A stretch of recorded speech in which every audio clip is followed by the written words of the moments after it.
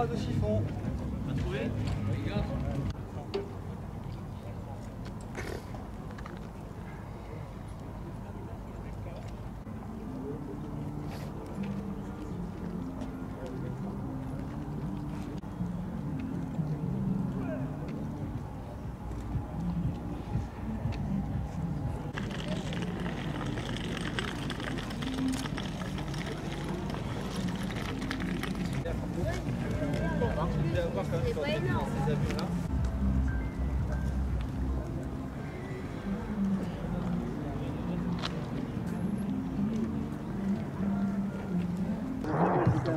Il n'avait pas le droit de monter dans cet avion-là.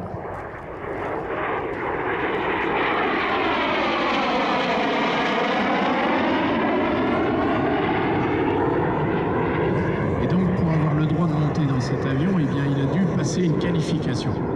Cette qualification, elle a commencé par une série de vols, imaginez, en MiG-15 biplace, pour le familiariser avec le jet et la haute vitesse. Et ensuite, alors il est allé tout simplement repasser ses qualifications de vol aux instruments. Voilà. Et ensuite, il a eu le droit de monter dans son F-86.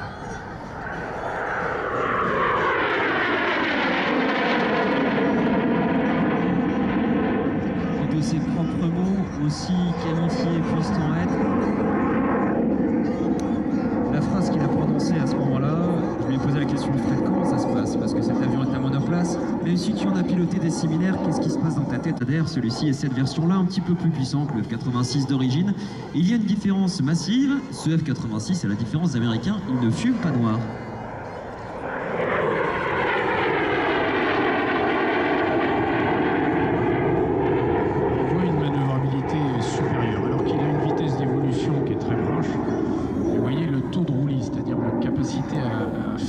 Tout simplement le taux de roulis.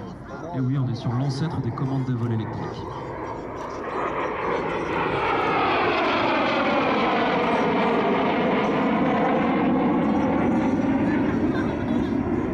Comble du luxe sur un avion tel que celui-ci, la verrière électrique que l'on va activer avec un bouton.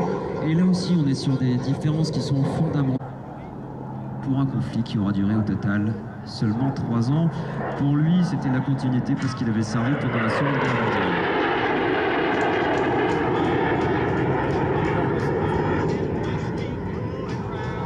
Ouais, c'est un avion rock'n'roll. Et oui, c'était les années du rock, c'était Elvis Presley, c'était Bill Haley, les Comets. Et à l'époque, les Comets, eh bien, c'était le F-86. Patrouille de France au nombre de 12 appareils d'ailleurs à la grande époque. Le Mystère 4, lui, était supersonique. C'est le Mystère 4, effectivement, il n'y en a malheureusement plus aucun qui vole. Ce serait vraiment chouette d'en mettre un en l'air de nouveau un jour. Mystère 4 est un avion français mis au point ici, précisément à Melun-Villaroche, essayé ici même.